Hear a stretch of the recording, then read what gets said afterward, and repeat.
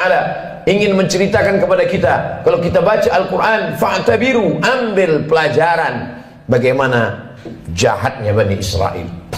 Kenapa kita dapat pahala membunuh cicak?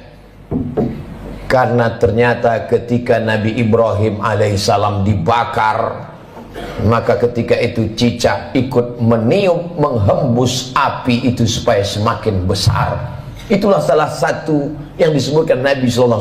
Walaupun secara medis dan kesehatan, andai ada orang tidak percaya kepada hadis, tidak percaya kepada ayat, dia tetap juga akan membunuh cicak. Karena cicak membawa materi, jari-jarinya melekat ke makanan, banyak virus. Tapi ada cerita di balik itu, bahwa dia ikut berkontribusi, walaupun hanya dengan hembusan napasnya, ikut membakar Nabi Ibrahim alaihissalam. Sementara burung pipit, ketika Nabi Ibrahim dibakar, harriquhu, nyalakan api, bakar dia. Burung pipit datang membawa setetes dua tetes air. Setetes dua tetes air yang dibawa oleh burung pipit untuk memadamkan api yang membakar Nabi Ibrahim tidak ada pengaruhnya. Lalu binatang yang lain bertanya, wahai burung pipit, untuk apa kau bawa dua tetes air memadamkan api yang bergejolak membakar Nabi Ibrahim? Kata burung pipit, aku tidak melihat efeknya, tapi aku hanya berharap ketika nanti di hadapan Allah waktu ditanya, apa yang sudah kau lakukan ketika mereka membakar Ibrahim? Aku sudah melakukan sesuatu. Ketika Nabi Musa alaihissalam membawa Bani Israel menyeberang Laut Merah, bagaimana penderitaan yang dialami oleh Nabi Musa alaihissalam? Mereka bertemu dengan sekelompok manusia yang menyembah berhala. Lalu apa kata Bani Israel meminta kepada Musa? Ya Musa, ij'al lana ilahan kama lahum alihah. Wahai Musa, buatkanlah kami Tuhan seperti Tuhan-Tuhan mereka dalam bentuk berhala. Begitulah kurang ajarnya Bani Israel kepada Nabi utusan Allah Subhanahu wa ta'ala. Hari ini sejahat-jahatnya umat Nabi Muhammad SAW, belum pernah ada yang menantang ustadz, tolong buat kami Tuhan seperti Tuhan mereka. Andai tidak percaya kepada ustadz, paling mereka hanya akan diam saja. Tapi kisah ini diabadikan dalam Al-Quran. Surat yang pertama Al-Fatihah, surat yang kedua Al-Baqarah. Surat Al-Baqarah bercerita tentang perjalanan Nabi Musa alaihissalam bersama dengan Bani Israel. Perjalanan mereka lanjutkan. Lalu apa kata mereka kepada Nabi Musa alaihissalam? Ya Musa, lan nu'mina laka hatta narallaha jahrah. Lan, kami tidak akan beriman percaya kepadamu hatta narallaha jahrah, sampai kami melihat Tuhan secara nyata. Sebelum Tuhan itu terlihat nyata, kami tidak percaya kepadamu wahai Musa. Begitulah tingkah pola mereka kepada Nabi utusan Allah Subhanahu wa ta'ala. Ke negeri kita di Nusantara cukup dikirimkan Allah wali-wali saja. Wali Songo di Pulau Jawa, para alim, para ulama. Tidak perlu Nabi. Menunjukkan dokter spesialis yang datang ke rumah orang kaya, satu sisi menunjukkan kehebatan, tapi di sisi lain juga menunjukkan bahwa ada penyakit kronis yang sulit untuk disembuhkan oleh dokter biasa. Begitulah Nabi Musa yang amat sangat kuat, sangat hebat berhadapan dengan Bani Israel yang tingkat kejahatannya juga luar biasa. Di gurun pasir tidak ada tanaman tempat bernaung dan berlindung. Mereka meminta kepada Nabi Musa alaihissalam, tolonglah engkau berdoa kepada Tuhan wahai Nabi Musa, supaya kami bisa ada naungan dan makanan. Wa dhallalna alaihimul ghamama, kami turunkan awan untuk menaungi mereka. Lihatlah bagaimana doa Nabi Musa terkabul. Kalau melihat tingkah pola Bani Israel, Allah sangat marah. Tapi karena kelembutan Nabi Musa, wa dhallalna alaihimul ghamama, wa anzalna alaihimul manna wassalwa. Kami turunkan makanan yang manis dan yang asin. Yang asin, sebagian ahli tafsir mengatakan panggang burung. Yang manis adalah untuk cuci mulut mereka. Lalu apa permintaan Bani Israel? Kita kalau diberi makanan bersyukur kepada Allah, alhamdulillah. Tapi apa kata Bani Israel? Lan nasbira ala ta'amin wahidin. Kami tidak sabar kalau makanannya cuman ini. Kami minta supaya Tuhanmu menurunkan kepada kami wa fumiha wa adasiha wa basaliha. Kami ingin bawang merah, bawang putih, kacang asal. Betapa kurang ajarnya Bani Israel kepada Nabi Musa alaihissalam. Dikabulkan Allah doa tidak kepanasan, dikirimkan makanan surga, meminta makanan-makanan. Sampai Allah mengatakan, atastabdiluna alladhi huwa adna billadhi huwa khair. Apakah kalian meminta makanan yang lebih rendah kualitasnya, yang busuk dan berbau, padahal kamu sudah diberikan makanan yang terenak dan terlezat? Semakin orang paham membaca Al-Quran, terkejut atas perlakuan Bani Israel yang hari ini sudah menjadi sebuah negara. Negara itu bernama Israel. Hari berganti, musim berubah, zaman sudah modern, tapi tingkah, pola, cara mereka bertindak sudah disebutkan dalam Al-Quran 1445 tahun yang lalu. Begitulah Allah Subhanahu wa ta'ala ingin menceritakan kepada kita. Kalau kita baca Al-Quran, fa'tabiru, ambil pelajaran bagaimana jahatnya Bani Israel. Bani Israel ketika Allah Subhanahu wa ta'ala memerintahkan kepada mereka untuk berperang bersama Nabi Musa alaihissalam. Apa kata mereka Bani Israel? Idhab anta wa rabbuka faqatila inna hahuna qa'idun. Wahai Musa, pergilah engkau berperang bersama Tuhanmu. Inna hahuna qa'idun. Kami di sini duduk-duduk saja. Kalau kau mau perang, pergilah perang. Pergilah engkau berperang bersama Tuhanmu. Kami tak akan mau bersama engkau, wahai Musa alaihissalam. Berbeda dengan umat Nabi Muhammad sallallahu alaihi wasallam. Kalau diajak untuk berperang, mereka rela, karena prinsip hidup mereka adalah iskariman. Kalau hidupnya hidup mulia, au mut syahidan. Kalau matinya adalah mati syahid. Begitu juga ketika bala tentara pasukan Firaun mengejar mereka dari belakang. Mundur ke belakang, mati dibunuh Fir'aun. Maju ke depan, tenggelam di Laut Merah. Ketika itu apa yang mereka katakan kepada Nabi Musa? Ya Musa, inna lamudrakun. Kita akan tertangkap Musa. Kita akan ditangkap oleh pasukan, ya ditangkap oleh pasukan Fir'aun beserta bala tentaranya, wahai Musa. Ketika itu Nabi Musa menjawab, kalla, sekali-kali tidak. Inna ma'iyya rabbi sayahdin. Aku akan selalu bersama dengan Allah Subhanahu wa ta'ala. Coba bandingkan jawaban Nabi Musa dengan jawaban Nabi Muhammad sallallahu alaihi wasallam ketika berada di dalam Jabal Sur saat akan hijrah ke kota Al-Madinah Al-Munawwarah dari kota Makkah Al-Mukarramah. Apa kata Nabi Muhammad SAW kepada sahabatnya Sayyidina Abu Bakar Siddiq? Abu Bakar ketakutan. Seandainya orang kafir musyrik itu menoleh ke bawah, la absarana, mereka akan melihat kita, mereka akan menangkap kita, wahai Muhammad. Kata Abu Bakar Siddiq berdua di dalam gua di Jabal Sur. Apa kata Nabi Muhammad menangkan Abu Bakar? La tahzan, jangan kau sedih, jangan kau takut, jangan kau cemas. Innallaha ma'ana, Allah bersama dengan kita. Nabi mengatakan kepada Abu Bakar, Allah bersama kita. Tapi Nabi Musa tidak berkata demikian. Allah bersamaku, tidak bersama kalian. Sahabat Nabi Muhammad ketakutan, Nabi Muhammad menenangkan orang ketakutan. Sahabat Nabi Musa menakut-nakuti.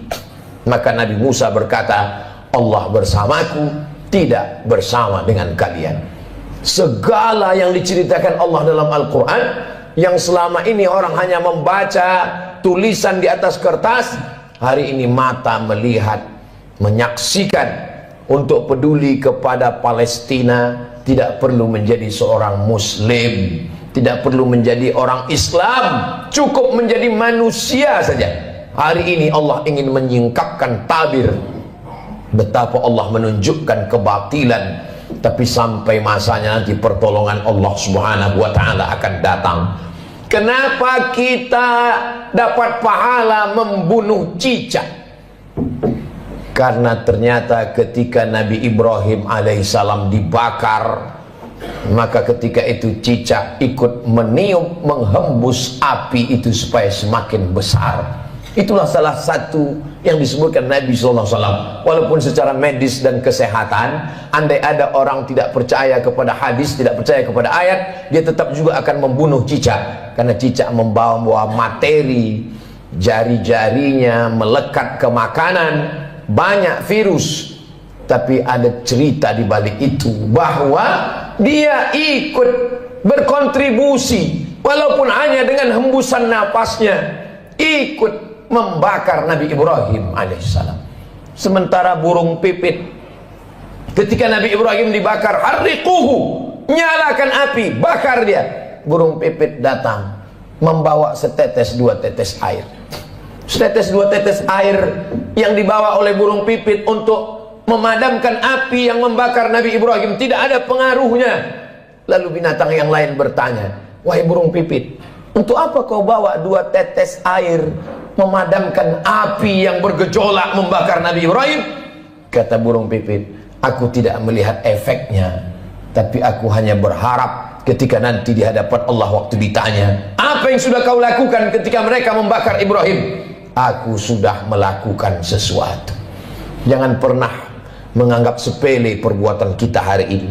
Kita tak bisa datang ke Palestina memakai baju perang, tapi kalau kita berkumpul bersama, mengumpulkan dana, duit itu akan dikirim melalui lembaga yang terpercaya, di antaranya dompet duafa, untuk membeli susu bayi, untuk membeli selimut, untuk membuat sumur bor supaya mereka bisa makan dan minum. Maka bantuan itu sama seperti tetesan burung pipit yang memadamkan api Nabi Ibrahim alaihissalam.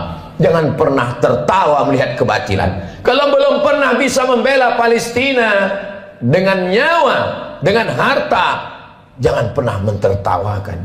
Karena dulu 1945 ketika kita Presiden Insinyur Soekarno, Bung Hatta memproklamirkan kemerdekaan Indonesia, di antara umat di dunia ini yang mendukung kemerdekaan kita adalah Imam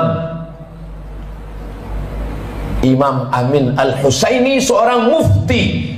Jabatan tertinggi di Palestina dalam bidang agama dipegang oleh mufti. Mufti Amin Al-Husaini adalah orang pertama yang mengakui kemerdekaan Republik Indonesia. Amerika menolak kemerdekaan kita karena bersekutu, bersekongkol dengan Belanda. Tapi Palestina, mereka adalah orang yang memberikan support, doanya, pengakuan. Karena syarat merdeka punya wilayah teritorial, ada pemerintahannya. Jangan lupa, ada syarat untuk menjadi negara merdeka, diakui oleh negara lain. Negara pertama yang mengakui kita adalah Mesir. Mufti pertama yang mengakui kita adalah Mufti Palestina. Ketika itu mereka negara yang merdeka, Palestina sebagai sebuah negara. Saat kita merdeka 1945, Palestina negara merdeka dan mengakui kita sebagai negara. Barulah tahun 1946 orang Israel datang berduyun-duyun dari seluruh negara, merampas, mencabik-cabik, mencaplok wilayah Palestina. Dan sekarang jumlah mereka di sana 5 juta orang berkumpul. Yang awalnya mereka hanyalah pengungsi, mereka tidak punya daratan, mereka tidak punya negara, tapi memang mereka penjajah yang pada akhirnya dunia mereka kuasai.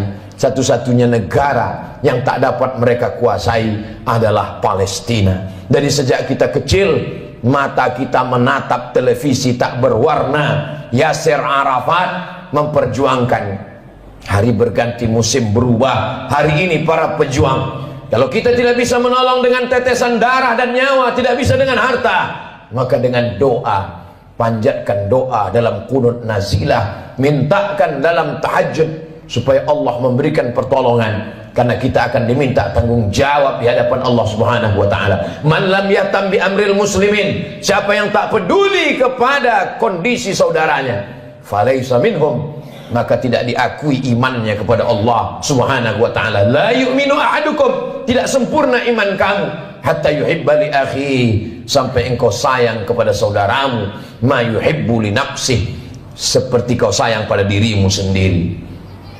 Kalau ada orang Palestina yang kehilangan anak, istri, hidup sebatang kara, bagaimana kalau itu yang kita alami?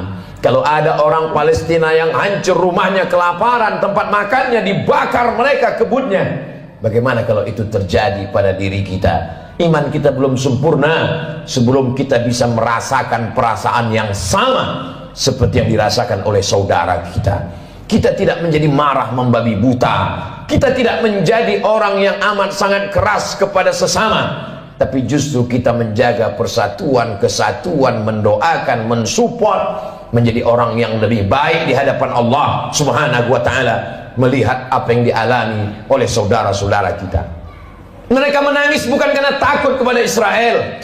Seorang ibu dikabarkan anaknya meninggal dunia. Lalu beberapa tentara mujahid fisabilillah menyampaikan, anak ibu meninggal dunia, gugur sebagai syahid karena dibunuh tentara Israel. Air matanya menetes, wajahnya haru.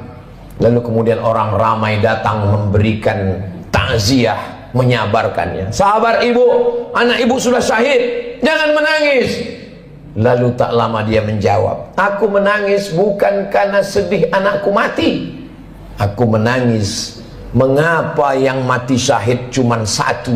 Kenapa dulu aku tidak punya anak banyak dan semuanya mati syahid? Cita-cita anak Palestina yang tertinggi, diadakan survei lembaga internasional, mereka berikan kertas, pertanyaannya, apa cita-citamu wahai anak Palestina? Cita-cita mereka adalah ingin mati syahid.